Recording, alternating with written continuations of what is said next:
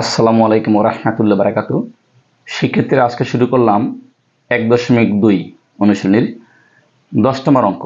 একজন কৃষক বাগান করার জন্য 595টি চারা গাছ কিনে আনেন। প্রত্যেকটি চারা গাছের মূল্য 12 টাকা। ক নম্বর অঙ্ক, চারা গাছগুলো কিনতে তার কত খরচ হয়েছে? সলিউশন: একটি চারা গাছের মূল্য 12 টাকা, অতএব 595টি চারা গাছের মূল্য, যেহেতু একটির দাম 12 টাকা, তাহলে 595টির দাম বেশি হবে, একটির চেয়ে গুণ হবে। তো 12 গুণ 595, তো 595কে 12 দ্বারা গুণ করলে আমাদের আসে 7140 টাকা। এইটাই অ্যান্সার। খ নম্বর অঙ্ক, বাগানের প্রত্যেক সারিতে সমান সংখ্যক গাছ লাগানোর পর কয়টি চারা গাছ অবশিষ্ট থাকবে? বাগানের প্রত্যেক সারিতে সমান সংখ্যক গাছ লাগানোর পর অবশিষ্ট চারা গাছ সংখ্যা হবে, আমাদের ছিল 595, তো 595 এর বর্গমূল নির্ণয় করার সময় প্রাপ্ত ভাগশেষের সমান। তার মানে আমরা এটাকে বর্গমূল নির্ণয় করার পর যে ভাগশেষ থাকবে ওইটি আমাদের চারা গাছ থাকবে। 595কে বর্গমূল করি, জোড়ায় জোড়ায় সংখ্যা বাদ দিয়ে এখানে 95 বাদ দিলে থাকে আমার 5। আমরা এখানে এমন সংখ্যা নেব যেই সংখ্যা দিয়ে আমি ওই সংখ্যাকে গুণ করব যেন 5-এর কম হয়। তো আমি 2 নিলে 2 দিয়ে 2কে গুণ করলে হয় 4। এবার 5 থেকে 4 বাদ দিলে থাকে আমার 1। এখানে 2 এর ডাবল আসবে 4, আমি এখানে নিলাম 4। তো এখন এখানে 4 নিলে এখানেও 4 নিতে হবে এবং সেই 4 দ্বারা টোটাল সংখ্যাটাকে আমার গুণ করতে হবে। তো 4 দ্বারা আমি গুণ করে 4 4 16, 6 হাত থেকে আমার 1, 4 4 16 1 17, আমার হয় 176। তো এখন আমি 5কে মনে মনে 15 ধরবো, তো 15 থেকে 6 বাদ গেলে আমার থাকে 9, আর এখানে হাতে থাকে 1, 7 আর 1 8, 9 থেকে 8 বাদ দিলে থাকে আমার 1, তা আমার অবশিষ্ট থাকে 19। অবশিষ্ট চারার সংখ্যা হবে 19টি। গ নম্বর অঙ্ক, খরচের টাকার সংখ্যা ও চারা গাছের সংখ্যার বিয়োগফলের সাথে কোন ক্ষুদ্রতম সংখ্যা যোগ করলে যোগফল একটি পূর্ণবর্গ সংখ্যা হবে? তো খরচের টাকার সংখ্যা ও চারা গাছের সংখ্যার বিয়োগফল, তা খরচের টাকা হলো আমাদের 7140 এবং চারা গাছ হলো আমার 595। তো এটাকে যদি আমি বিয়োগ করি, আমার বিয়োগফল আছে 6545। এখন 6545কে আমি বর্গমূল করি, এখানে 1 জোড়া রাখি, এখানে 1 জোড়া নিলাম, তো এখান থেকে আমার 65।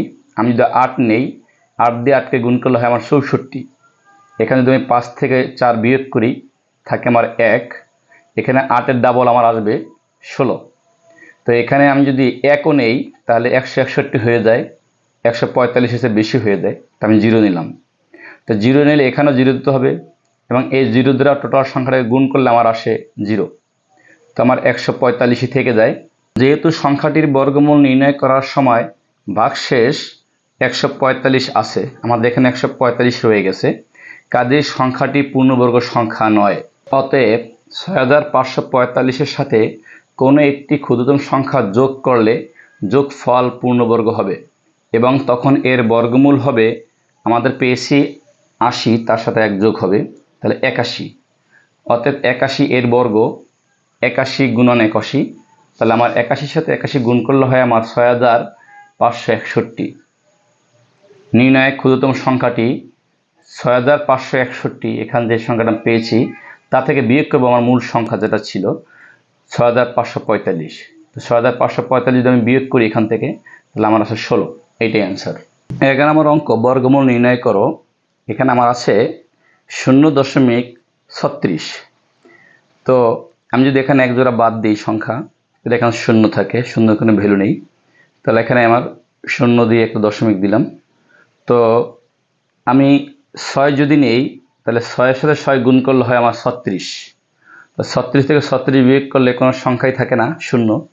তো আমার নির্ণয় বর্গমূল হয় 0.6। খ নম্বর অঙ্ক, 2.25। তো আমি এখানে ডান থেকে জোড়া বাদ দিই, এখান থেকে 2।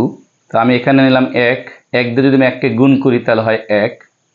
2 থেকে 1 বাদ দিলে থাকে আমার 1, এখানে 25 নামবে। এখানে 1-এর ডাবল আসছে আমার 2, এখানে যেহেতু আছে দশমিক, এখানে যাবে আমার দশমিক। এখানে আমি এখন 5 নিলাম। এখানেও 5 নেব।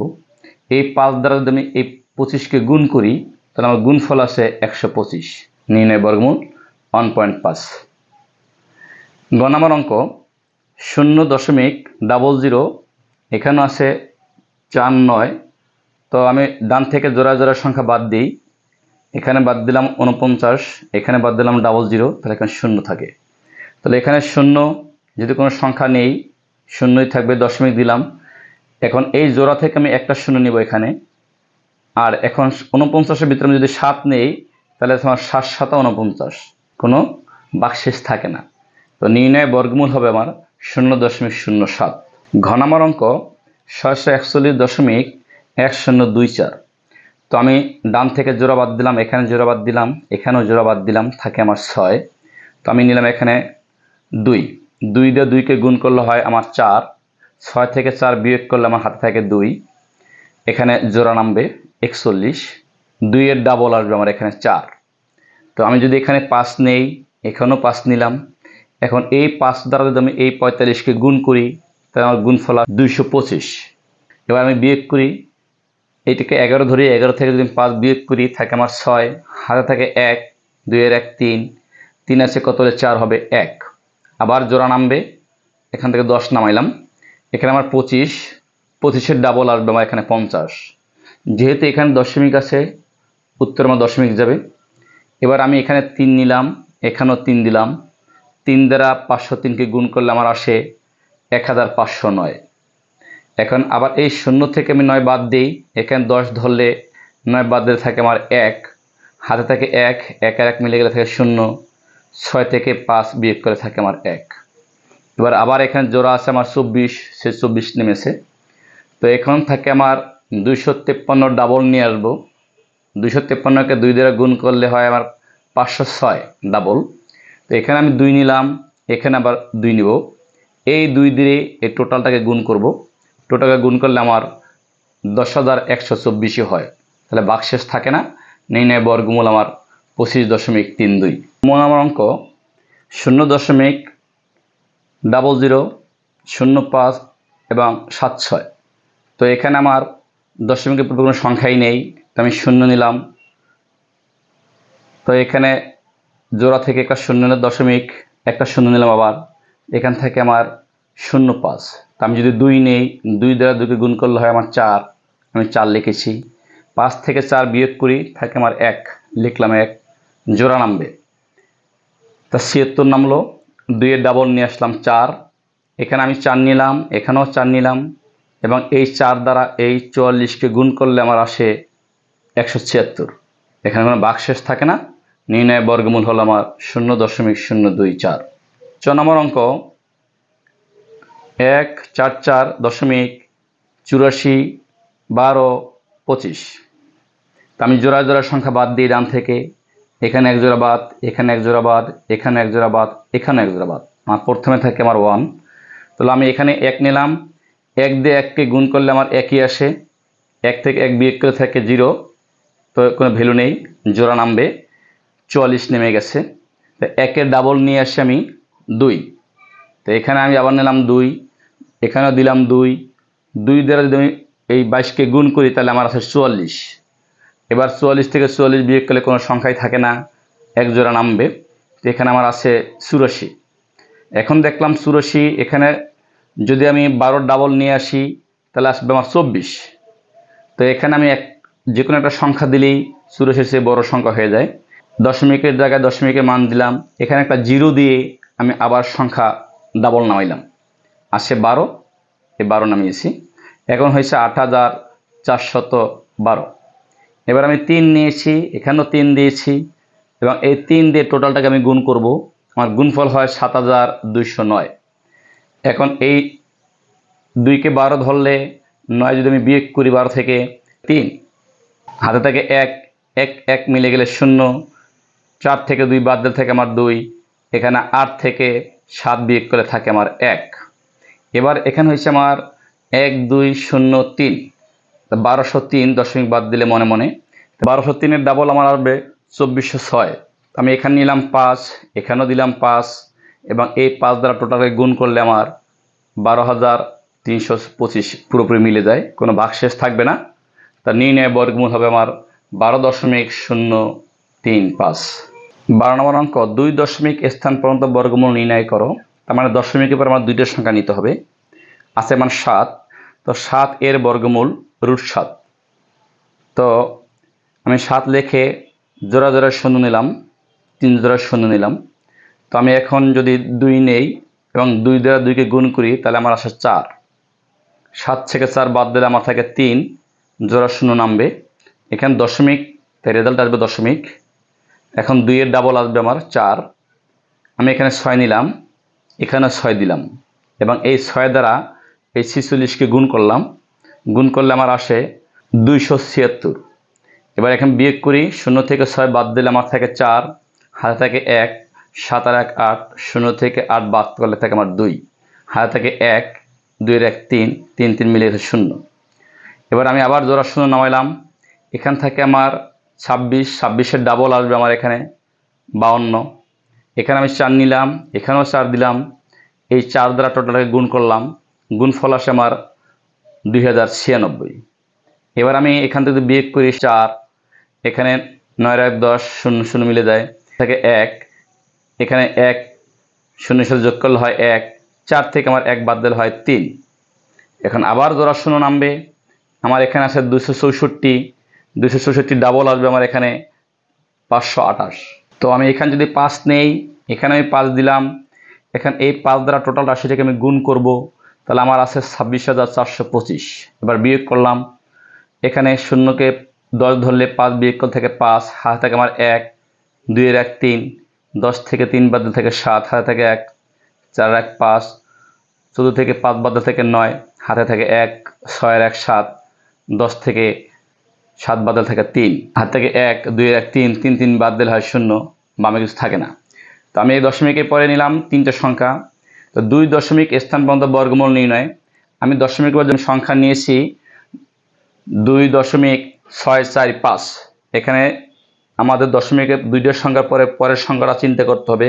যদি 5 অথবা 5-এর বেশি হয়, অর্থাৎ 5 থেকে 9 পর্যন্ত যে কোনো সংখ্যা হলে তার পূর্ববর্তী সংখ্যার সাথে মনে মনে 1 আমার যোগ হয়। তা যেহেতু আমার এখানে 5 হয়েছে, আমার 4-এর সাথে 1 যোগ হবে মনে মনে, তাহলে এখানে আসবে 2.65 প্রায়। খ নম্বর অঙ্ক, 23.24, এতের বর্গমূল √23.24। তো আমি 23.24 নিয়ে জোড়া জোড়া শূন্য নিলাম। তো এখানে আমার 4 নিলে 4 4 16, এখানে 16 হয়। 23 থেকে 16 বিয়োগ করলে আমার থাকে 7, এখানে জোড়া নামবে 24, দশমিক রেজাল্টে যাবে। 4-এর ডাবল আসবে আমার 8, আমি এখানে নিলাম 8, এখানেও দিলাম আবার 8। 8 দিয়ে এই 88কে গুণ করলাম, আমার আছে 704। এবার এখান থেকে বিয়োগ করলে 4 থেকে 4 বিয়োগ করলে থেকে 0, 2 এর 2 নেমে যাবে।